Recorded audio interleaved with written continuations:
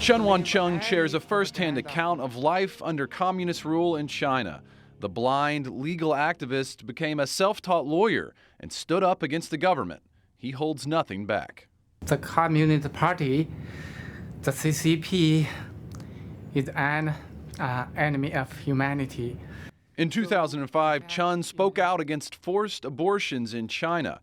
He was persecuted, imprisoned by authorities, and put under house arrest. His family suffered. Of course, they beat us a lot of times. Even they beat my mom. You know, my mom is very old, more than 80 years old. After a harrowing escape to the U.S. Embassy in Beijing, Chen came to the U.S.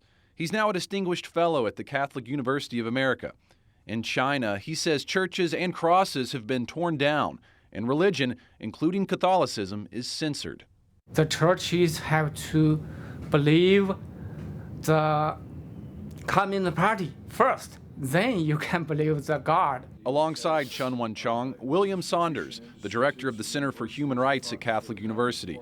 If they're able to crush religious liberty, then I think it makes the Communist Party even stronger. Saunders says China wants its people to worship the Communist Party. In the churches, they have pictures of Chairman Xi on the wall. They have his sayings are read from the pulpit. During Christmas time, they sing Christmas carols. They sang some to Chairman Xi. And kids are forbidden from learning about religion. Just last year, China instituted a law which forbids any child from birth to 18 years old to be educated in their faith. Edward Clancy works with Aid to the Church in Need. The Catholic nonprofit helps faith communities oppressed in countries around the world.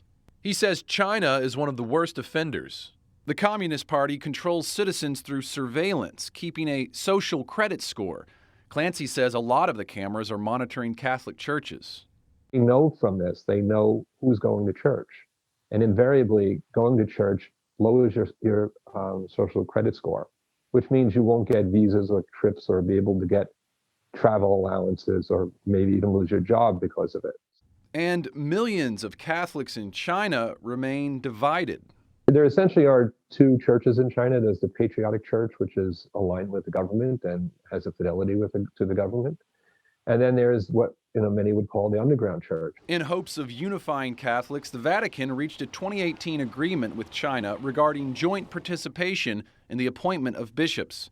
Chen Guangcheng expresses concern with the Communist Party upholding its end of any bargain. So don't believe any propaganda from the Communist Party. Meanwhile, persecution against Catholic clergy not aligned with the Communist Party has continued.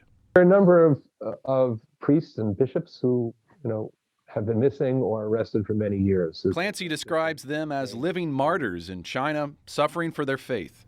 Mark Irons, EWTN News in depth.